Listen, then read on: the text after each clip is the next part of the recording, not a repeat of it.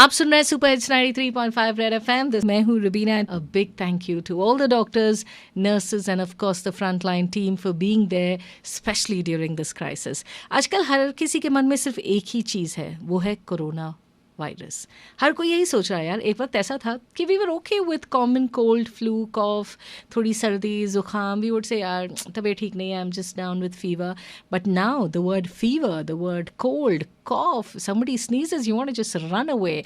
Even if someone gets cold, you're like, oh God, I think I'm infected. है ना, यही सोचते हैं ना हम लोग. तो आज मैंने सोचा कि let us get in touch with a doctor and let's ask him all possible questions जो आपके और मेरे मन में अक्सर आ रहे हैं, especially during these times. Joining me today is Dr. Anil Kumar S, consultant physician from Bangalore, and he is also COVID frontline worker. Dr. Anil, thank you very much for joining us. Yeah, thank you for having me on the show. Thank you. You know, these are the things when we hear there is a lot of fear. So what does one do when they realize that yes, they are positive and they know somebody who is having breathing difficulty, oxygen level goes down? How does one reach to the right hospital, or how does one seek for help? So the moment a patient is diagnosed with COVID, the first and foremost thing is do not panic. Okay. The first thing I'd like to tell you is not all patients with COVID die. Yeah. Okay, it's not like that. Yeah. The mortality percent with COVID is only 1%. Okay, 1 to 2%. It's like that. Okay. So out of 100, it's only 2 people they die. Okay, the mortality is that much. So do not panic if you have a COVID. Okay, so there are a lot of COVID care hospitals. Okay, which are there. It's there on the Ministry of Health and Family Welfare website. Okay. Okay, you just look up. Every hospital has a number attached to it. Okay, they are the numbers of the COVID nodal officers of the hospital. Okay, if you can call the number. So if you can call the number, they'll always promptly answer to your call, and they will let you know whether they have beds or not. So don't go to one hospital and get rejected there or like that. Always try to call up, fix a bed, and then later on you proceed to go like that. Okay. So if you're diagnosed to have a COVID thing, so you always call up the hospital, ask them if there are beds. Only after ensuring that beds are there, you go to that hospital. Doctor, there are so many articles that we are reading in the newspaper, and we're Correct. coming across stories of people saying they're not finding beds in Bangalore, which has become another big fear for most of us, because we're afraid that, God forbid, if we are positive, then we don't have a place to go. So Correct. what would you advise people? Yeah, actually, I'd like to commend Government of India in this regard, because Government of India and Government of Karnataka are doing lot of lot of work to ensure that beds are there. Okay. They're establishing COVID care centers, so to ensure that beds are more. Okay. So in case if there is no beds, okay, if you don't get any bed, if you are mildly symptomatic, that means if you have only fever, okay, nothing else, okay, but you are COVID positive, okay, so what we recommend is stay at home and monitor yourself. Okay. So how do you monitor yourself? Is firstly check daily temperatures, and secondly you need to check something called as a saturation. Okay, oxygen saturation. Okay, so we use get an a device oximeter. Yes, we use something called as a pulse oximeter. Okay. So that is available everywhere. Yeah. It's a portable saturation checker. Yeah. So if you don't get bed and you're at home, okay, so every day we want you to make a note of your saturation. Okay. Okay. So if it is anything above 95% is okay. Anything 90% or below is bad. You need to rush to the hospital. Okay. Today, people are scared even to go meet a doctor. They're even scared to go to a hospital. So, and you're also advising them to self-isolate themselves if they have any symptoms. What do they do? Like, obviously, not everyone would know of a doctor. So, how do they take care of themselves? Or what is the immediate help that they need to do for themselves? Okay.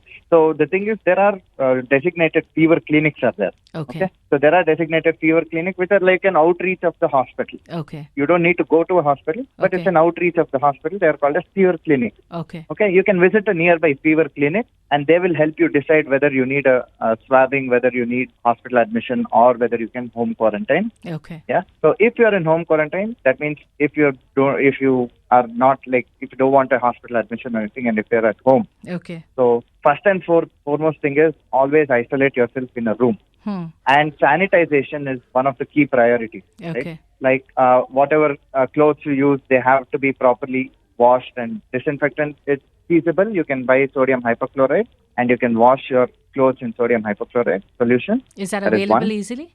Yeah, it's available. It's available Okay. in the. Okay. Sodium hypochlorite. How does one use that? It's just a solution. Like Okay. your normal soap.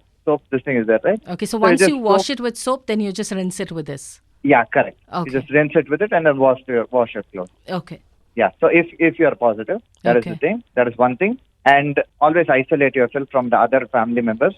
And always wear a mask. If you are positive and you are at home, always wear an N95 mask, right? And try to distance yourself from the people at home. Coming to the question that everyone's looking for on Google. Yeah. What's the status on the treatment and vaccines? When do you think we're going to find a solution to this? Treatment, as of now, there is no curative treatment for coronavirus. There's no definitive treatment for corona. What we are using now, they're all like experimental stages. There are 2-3 drugs which have shown promise, but we need a lot of trials. We need a lot of trials on people, and we need a lot of randomized trials for it to be confirmed that, okay, this can be used for coronavirus. Okay. As of now, we have not reached a point where you can say that, okay, this drug is for coronavirus. We have not reached that point. Okay. We're still in that experimentation phase. But 2-3 drugs have shown a potential to become a cure for coronavirus, which we are testing out now. Okay. As far as vaccine is concerned, you would have all read the news. So there is something called as a Covaxin, which India is developing, and they've asked for a human trial. Yeah. So it's a long way to go for the vaccine to come into market. It takes minimum of 6 to 8 months for the vaccine to come into effect.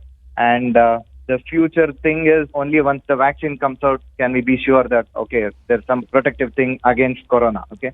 Till then, it is only our personal protection techniques, whatever we learned. That is the only thing which will save us as of now. So you're saying for another 6 to 8 months, we got to learn how to live with corona. Yeah, eventually that may be the thing. Okay. We'll have to live with corona. Doctor, today there are people who are not only scared of coronavirus, but people have started ill-treating those who are positive as well. And there are some who are so scared, and सबको लगता है कि ये तो इज्जत का सवाल है, you know. So what do you like to tell people who think of this virus and this disease the other way? Okay. Yeah. So first and foremost, the first thing which I like to convey through your show is never panic. Okay. Do not panic. So corona is not a serious disease. Don't panic. Don't rush. Okay. That's the first thing what I need you to tell. Yeah. Okay. And don't believe in the myths of corona. There's a lot of myths which are running around in corona. Would you like to tell us a few myths, doctor? Yeah.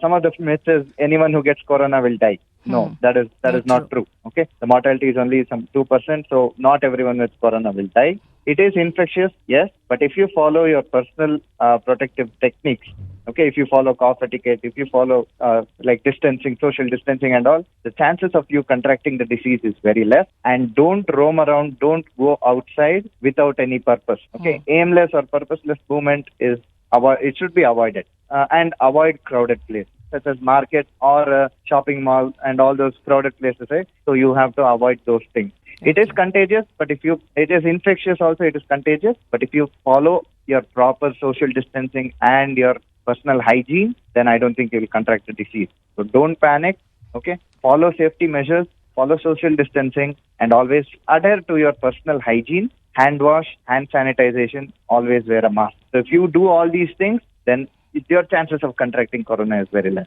Yeah.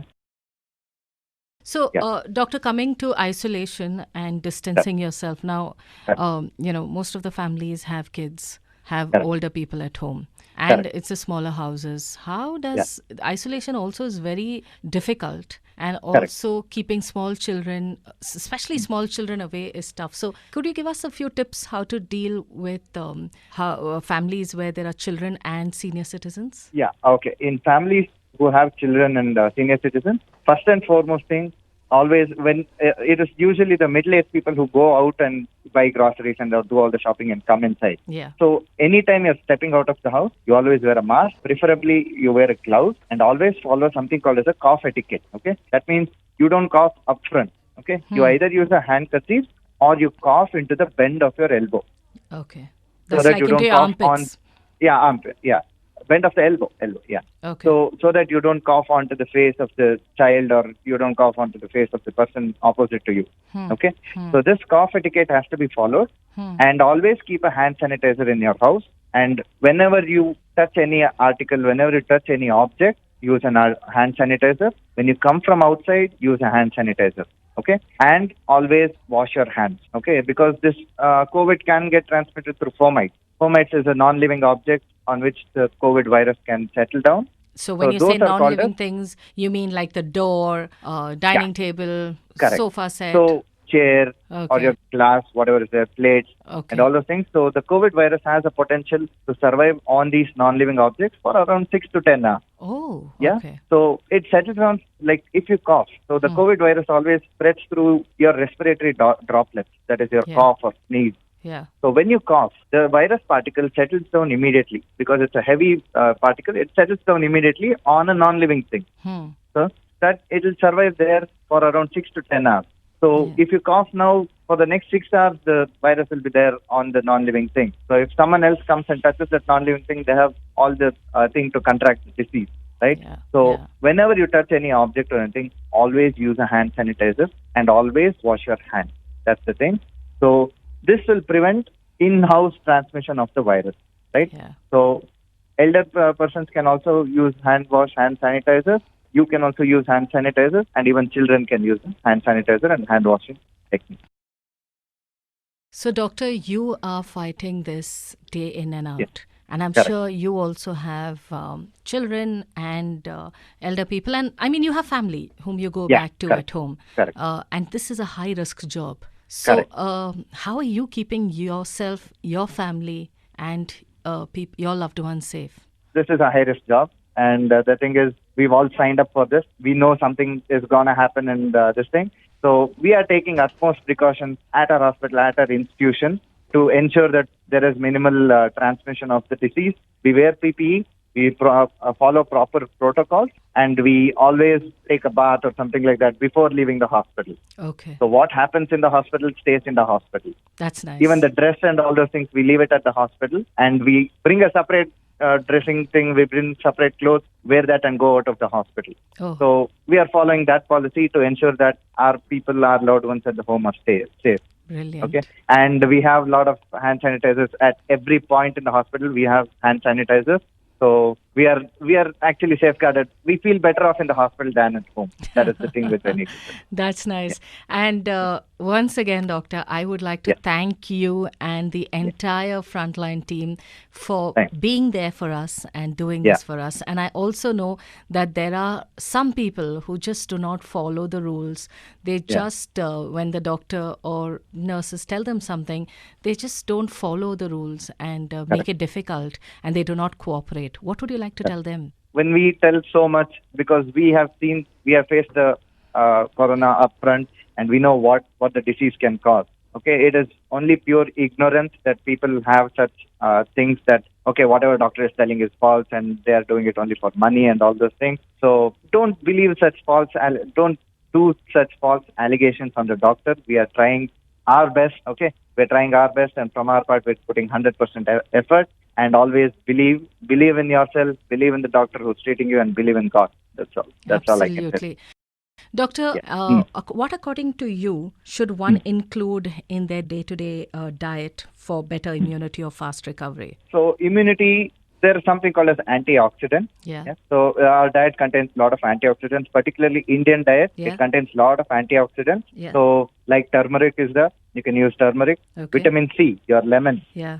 And your tea, your whatever tea you drink, right? So that has a lot of antioxidant potential in it. Okay. And all your green leafy vegetables and all those things. So Indian diet is full of antioxidants. So these antioxidants will help to boost your immunity. Don't go out of the way to boost your immunity. Your Indian diet already has such a wonderful antioxidant thing in it. Continue whatever you're doing.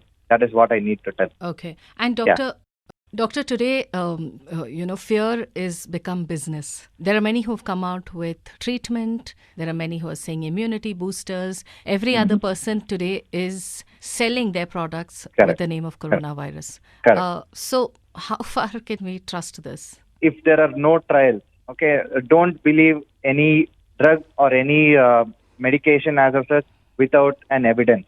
Always ask your doctor, okay, if you have a personal doctor, always ask your doctor whether there is any evidence for the drug. before you try any drug, always ask for any evidence. Without evidence, don't try any medication. That is my point on this. And a lot of hype is being created. Oh, that thing came out, this thing came out, immunity booster and all those things. They can help, but I don't think it's a cure. Okay, I don't think it's a cure. And as always, as we say always, prevention is better than cure. So prevention is first, cure is next, right? So you prevent all the corona and all those things. We'll look into the cure later on. Okay, and always keep in touch with your personal doctor. Anything which comes in the news or anything, don't blindly believe it. Always ask your doctor for evidence. Only if there is proper evidence, then you can go ahead and take it. Without evidence, please do not take any medication. Those who are pregnant or those who have some kind of a disease or those who are either diabetic or, those who are ill, what should they do? Yeah, okay. So we call them comorbidities. Yeah, comorbidities. Your diabetes, hypertension, comorbidities, morbidity. Okay. Comorbidity. So we call them as persons with comorbidities. So if you are a person with comorbidity, with diabetes or hypertension or age, or a heart disease or a lung disease, if any slight symptom is there, always visit a fever clinic which is near to you. Okay. Always visit a doctor even if there are slight symptoms. Okay. Initially, I told you mild symptomatic people, you can stay at home. I told you that time. But any patients with high risk, that means if you are pregnant, if you are diabetic, or if you have any lung disease or a heart disease, any slight symptom like fever or a cough or a sore throat, always visit the fever clinic which is near to you. Okay. Better consult a doctor before taking any further decision. Okay.